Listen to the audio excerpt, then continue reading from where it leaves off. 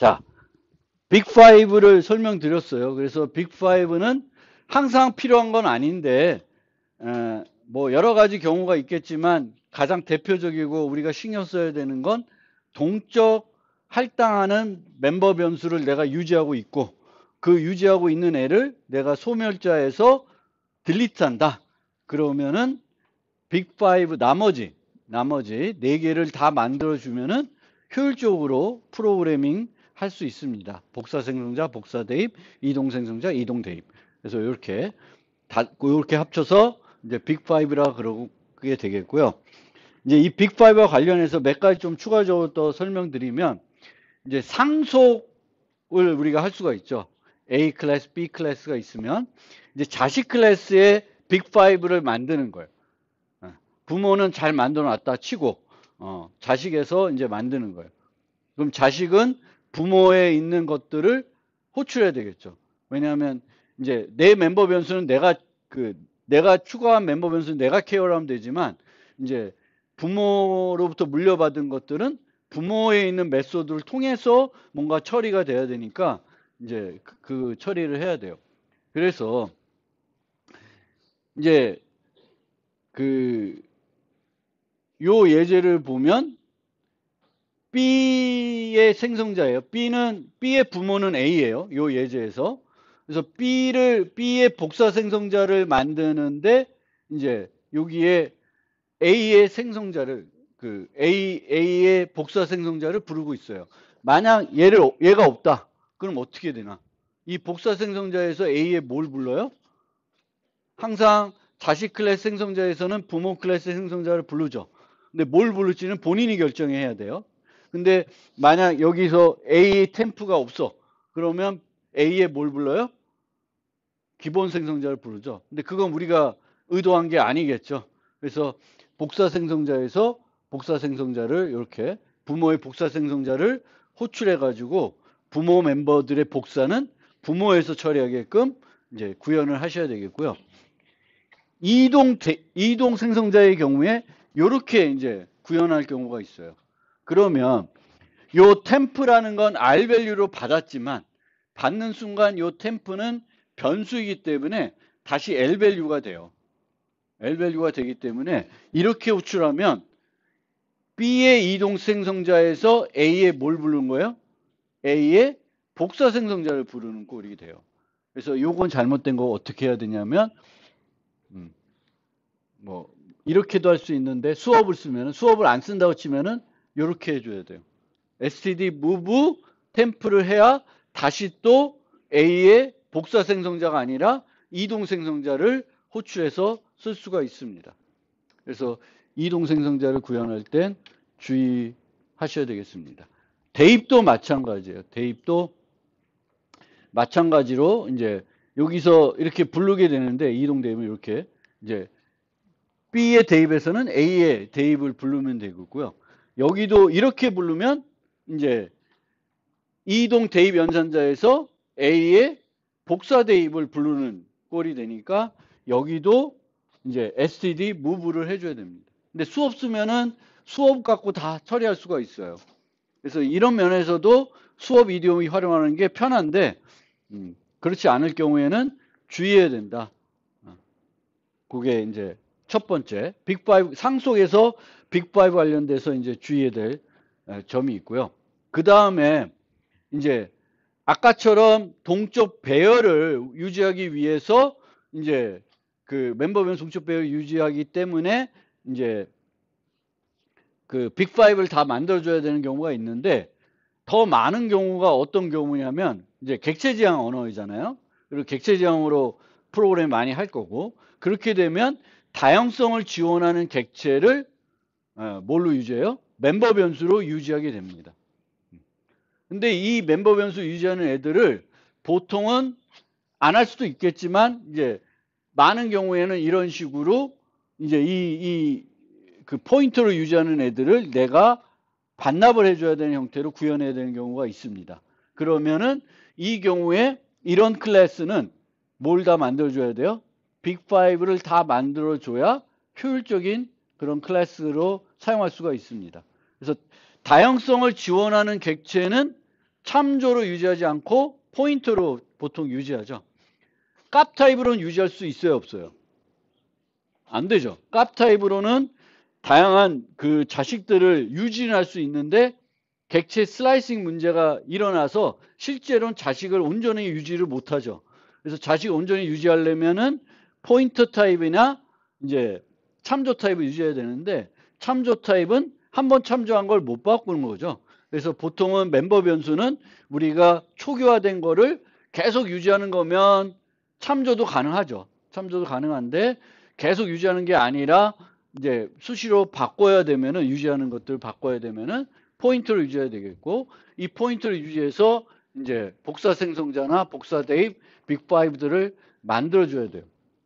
그런데 그러면 얘를 어떻게 깊은 복사를 하는 복사 생성자, 복사 대입 이런 애들을 만들까 이제 문제가 되는 거예요. 왜 문제가 되냐면 이 펫을 복제를 해줘야 되겠죠. 근데 펫에 뭘 유지하고 있는지 알 수 있을까요? 강아지를 유지할 수도 있고 고양이를 유지할 수도 있고 뭐 애완동물 종류가 많으면 다양한 종류들을 유지할 수 있죠. 그럼 뭘 유지하느냐에 따라서 또 그거에 맞는 애를 복제해 줘야죠.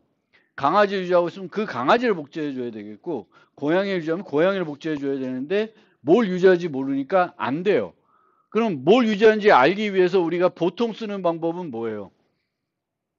어떤 방법을 쓸 수 있을까? 상속에서 이제 포인터로 어떤 애를 다양한 자식들을 유지하고 있어요. 근데 어떤 자식을 유지하는지 내가 알고 싶어. 그럼 때 쓸 수 있는 게 뭐라고 배웠죠? 다이내믹 캐스트를 해볼 수가 있어요. 다이내믹 캐스트를 해봐서 변환이 되면 강아지 유지하는 거고 변환이 안 되면 강아지가 아닌 거야. 근데 그러면 뭐 5종류가 있어. 그럼 5걸 다 해봐? 그럼 너무 그렇죠? 또 하나의 방법이 타입 아이디를 이용하는 방법이에요. 타입 아이디도 마찬가지. if 타입 아이디, if, else if 해가지고 그것도 또 몇 개면 5개의 if, else if가 있어야 되겠죠. 그러니까 그것도 별로 대안이 안 돼요. 그래서 그때 쓰는 게 가상 생성자라는 개념이 나옵니다. 요 가상 생성자는 이제 자바 같은 데서 복사 생성자 할 때 좀 쓰는 형태가 되는데 어떻게 만들어 놓냐면 이 펄슨이 아니라 요 펫이라고 하는 애들에서 잘 만들어 놔야 되는 거예요. 그래야 펄슨 같은 애들이 제대로 복사 생성자와 이동 생성자, 복사 대입 등을 만들어 놓을 수 있어요. 그래서 어떻게 뭘 만들어 놓냐면 복제를 하는 애를 만들어 주는 거예요. 복제를 만드는데 펫은 만들 수가 없어요. 왜? 실제 유지하고 있는 애들은 펫을 유지하고 있는 게 아니라 자식들을 유지하겠죠. 근데 얘를 이용해서 복제를 할 수 있어야 되니까 여기에 순수 가상함수로 클론이라고 하는 메소드를 만들어놔요. 꼭 클론이라고 안 해도 되는데 이제 클론이라는 용어를 많이 쓰니까 클론이라는 용어를 써서 이제 펫 포인터를 반환해주는 애를 가상함수로 만드는 거예요. 그리고 여기서 얘를 재정의해서 뭘 반환해줘요? 새 객체를 복제해서 얘를 복제한 새 객체를 반환해 주는 거예요. 강아지를 만드는데 어떤 강아지? 이 강아지. 현재 강아지와 똑같은 상태를 유지하는 강아지를 만들어서 반환해 주게끔 요걸 만드는 거예요. 그래서 이런 애들을 우리가 virtual constructor, 가상 생성자다라고 하고요. 그렇게 되면 이제 여기서 어떻게 하면 돼요? other pet의 클론을 불러가지고 복제된 애를 얘가 유지하게끔 하면은 이제 복제했을 때 얘가 강아지 유지하고 있으면 얘도 똑같은 종류의 강아지를 유지하고 있겠죠. 그리고 그 강아지들은 서로 별개가 되는 거죠. 그래서 이 virtual constructor, 이제 다양성을 지원하는 객체들을 유지할 때에는 그 다양성을 지원하는 그 클래스가 이러한 버추얼 컨스트럭터를 만들어 놓지 않으면은 복사 생성자, 이동 생성자 등을 만들기가 상당히 어렵습니다. 아예 못 만드는 건 아니지만 되게 번거로운 거지. 어떤 엔지를 알아서 new cat 해야 되는데 그거 하려 그러면 막 if문이 막 이만큼 될 수도 있으니까 그렇게 안 하려면 이제 이렇게 해야 됩니다. 그 다음에 이제 클래스를 만드는데 아까도 마찬가지라 펫도 그렇고 이제 얘도 그렇고 이퀄로 0이 들어가 있어요. 그러니까 순수 가상함수를 갖고 있어요. 그러니까 클래스를 만들다 보면 꼭대기 있는 애들은 순수 가상함수를 가질 수 있는 경우가 많습니다. 객체 지향에서 상속하다 보면 맨 밑에 애들은 안 갖고 있겠죠. 객체를 생성해야 되니까. 근데 위에 있는 애들은 순수 가상함수를 우리가 다양성을 활용하기 위해서 가질 수가 있어요. 근데 이렇게 가지고 있는 순간 여기다가 이런 복사 생성자를 만들어 주는데 뭘 이용하고 있어요? 카피 앤 수업 이디옴을 이용하려고 그래요. 근데 카피 앤 수업 이디옴은 요 안에서 뭘 만들어요? 히로를 복제를 하고 있죠. 근데 히로를 생성을 할 수가 있어요? 못합니다. 이 히로 클래스는 무슨 클래스라고 그래요? 추상 클래스가 되죠. 그러니까 그 순수 가상함수를 갖고 있는 애들은 객체를 생성할 수가 없어요. 근데 카피 앤 수업 이디옴에서는 필요가 하죠. 얘도 만약에 요거를 없애려고 여기다가 hero other 이거 될까 안 될까? 얘도 문법 오류예요. 왜? 히로를 매개 변수 객체를 생성해야 되는데 생성할 수 없는 애예요. 왜? 얘는 추상 클래스이기 때문에 이게 안 돼요. 그래서 이제 카피 앤 수업 이디옴은 어디든지 다 쓸 수 있는데 쓸 수 없는 곳이 있다. 어디는 못 써요? 추상 클래스에는 카피 앤 수업 이디옴을 이용해 가지고는 효과적으로 빅5를 정의 못한다. 걔는 그냥 옛날 방식대로 그냥 내가 해야 되겠죠. 카피 앤 수업 못 쓰고 이거대로 해야 돼요. 이걸 못하니까. 그래서 그것도 주의하셔야 되는 상황이 되겠습니다. 그 다음에 이제 요 얘기는 처음에 한 거고요. 그래서 SD 무브는 여러분들이 필요할 때 이제 활용하면은 조금 더 효율적으로 프로그램 할 수 있다. 이렇게 해서 이제 A가 더 이상 필요 없다. 그러면 이제 그리고 이 A는 이동 생성이 이동 대입이 효과적인 애예요. 그러면 그냥 C 이퀄 A 하는 것보다는 C 이퀄 SD move A 하는 게 더 효율적이에요. 이동시켜 버리니까.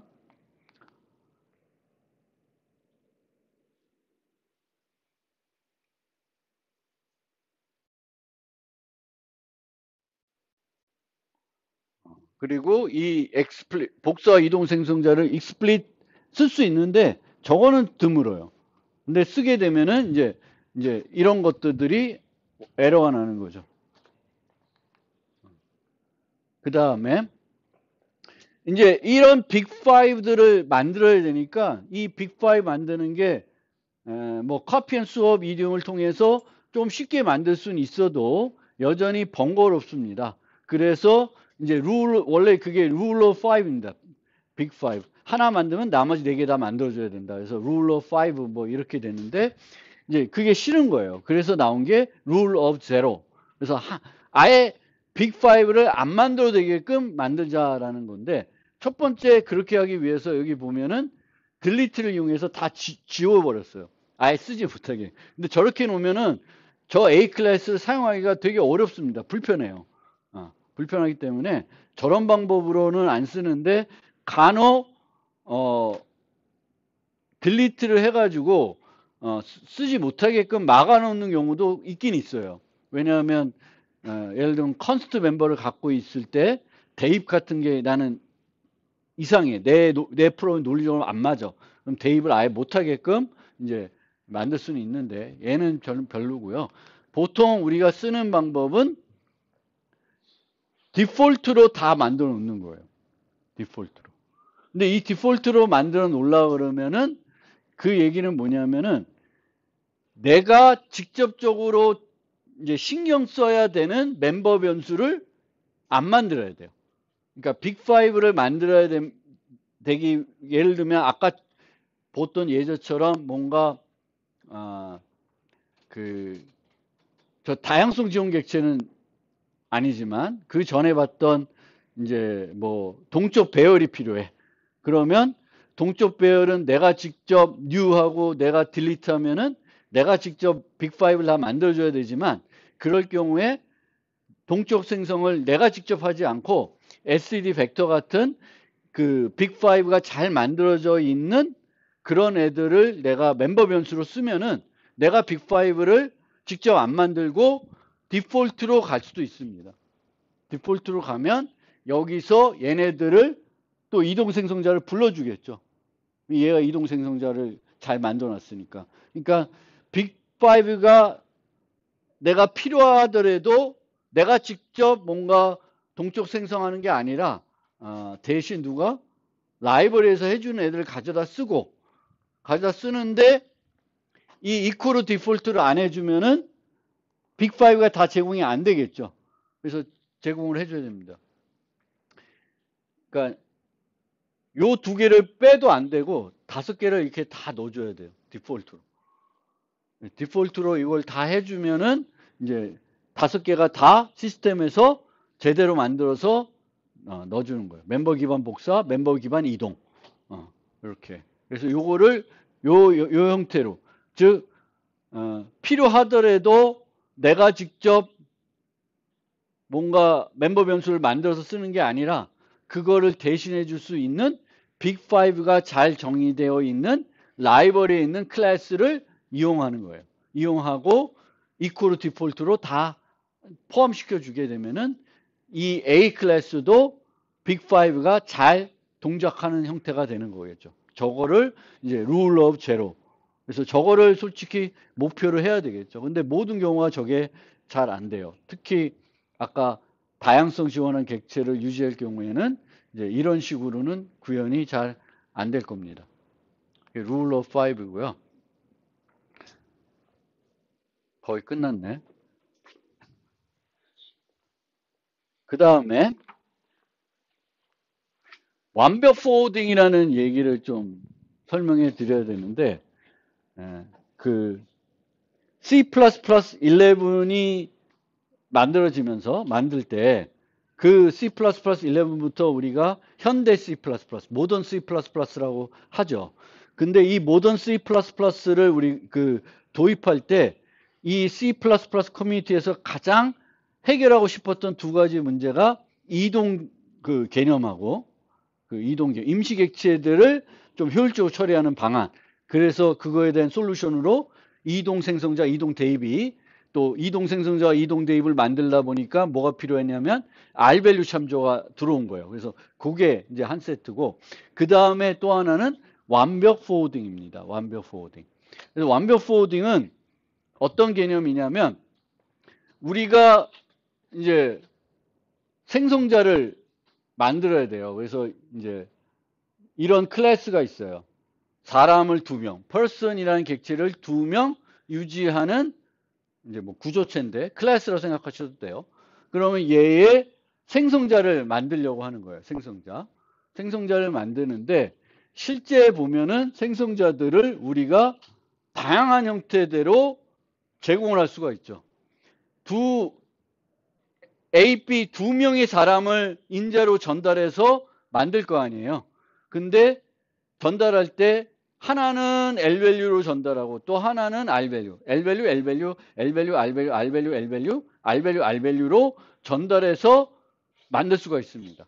그러면 이제 이렇게 4가지가 있는데 그 4가지를 모두 효율적으로 처리하고자 하면은 이렇게 4개를 만들어야 돼요.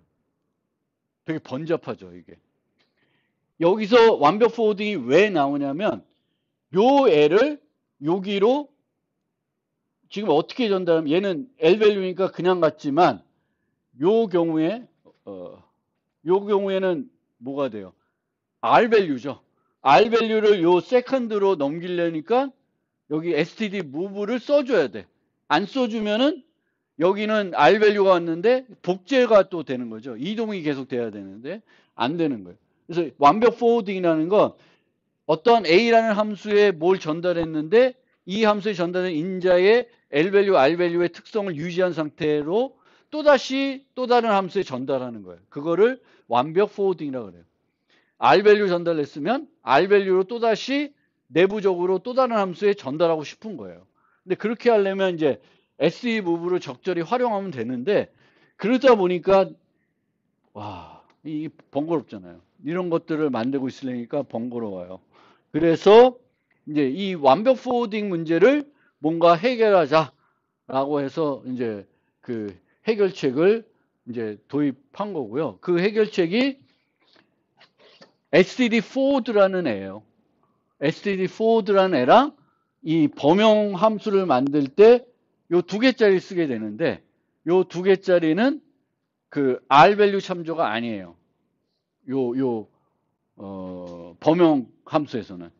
그래서 요 얘기는 다음 노트에서 할 거예요. 근데 완벽 포워딩이 뭔지는 여러분들이 좀 이해하고 넘어갔으면 좋겠고요.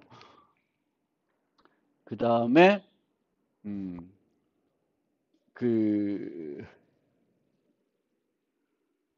이제 컴파일러들이 점점 발달하고 있어서 우리가 이제 우리가 직접 뭔가 하려고 하지 말고 컴파일러한테 많이 맡기는 형태로 프로그램하는 게 좋습니다. 굳이 내가 최적화된 코드를 만들려고 노력하기보다는 내 입장에서는 코드의 최적화보다는 뭐에 더 집중해야 되냐면 가독성, 그 다음에 유지보수, 얼마나 쉽게 내가 다음에 수정해야 될 때 편하게 수정할 수 있는지 그런 거에 포커싱을 맞춰서 구현을 해야 돼요.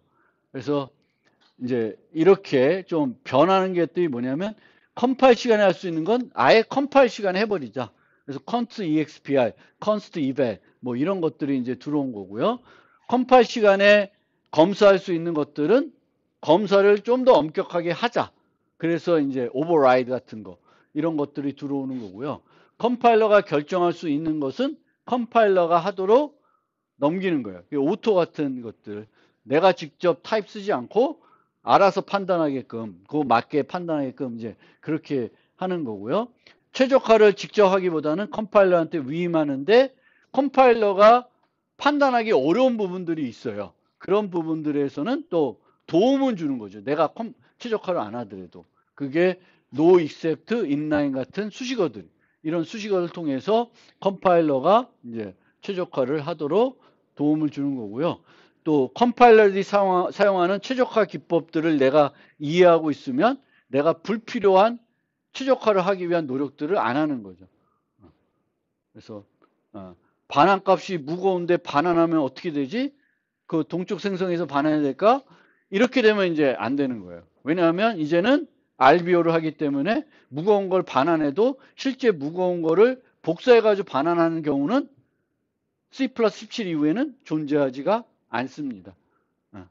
우리가 싫어하는 인자를 이제 그 참조로 해가지고 출력을 리턴 값이 아니라 인자로 처리해 버리는 거죠, 함수가. 그래서 그런 거고요. 마지막으로 이제 세터를 이제 만드는데 이 완벽 포워딩 이제 세터를 우리가 만드는데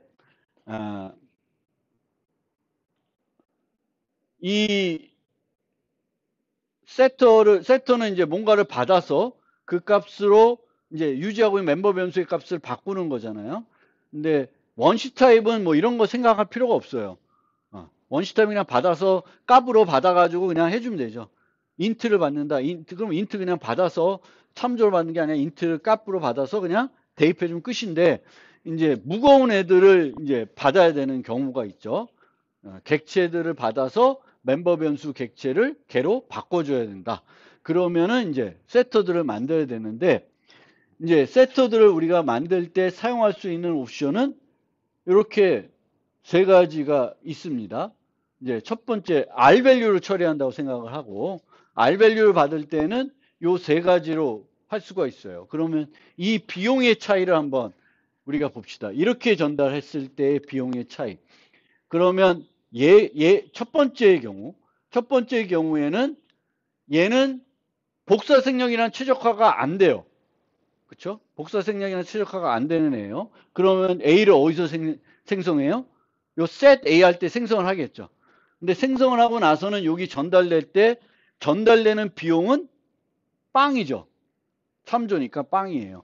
빵인데 여기서 요거 할 때는 뭐가 불러져요? 요거 L밸류니까 불러 때 뭐가 불러져요? 복사 생성자가 호출이 되죠. 그러면 얘는 임시객체 생성 복사 대입이 불러지는 거예요. 두 번째를 봅시다. 두 번째는 어떻게 되냐면 원래 최적화를 안 하면 요거 생성하고 복사 생성하고 뭐 이동 생성할 수도 있고요. 그 다음에는 여기에 이동 대입을 하는 거예요. 근데 실제는 C++ 17 이후에는 요 경우에는 뭐가 일어날까? 복사 생략이 일어나겠죠. 그러면 이제 임시객체를 생성하는 게 아니라 여기서 얘 한번 생성하고 이동 생성을 하게 됩니다. 이동 생성. 그 다음에 요거 봅시다. 얘는 또 참조를 받았으니까 얘는 또 복사 생략 기술을 못 쓰죠. 그럼 여기서 임시객체가 생성이 돼요. 근데 전달될 때 비용은 빵이에요. 근데 여기서는 이동 대입을 하고 있죠. 그래서 이동 대입 임시객체. 그러면 1, 2, 3 중에 가장 비용이 많이 들어가는 거는 1번이에요. 그래서 2번 아니면 3번이 좋다는 거예요. 2번 아니면 3번. 그 다음에 이제 R 밸류가 아니라 L 밸류를 이렇게 받는 경우에요. 그러면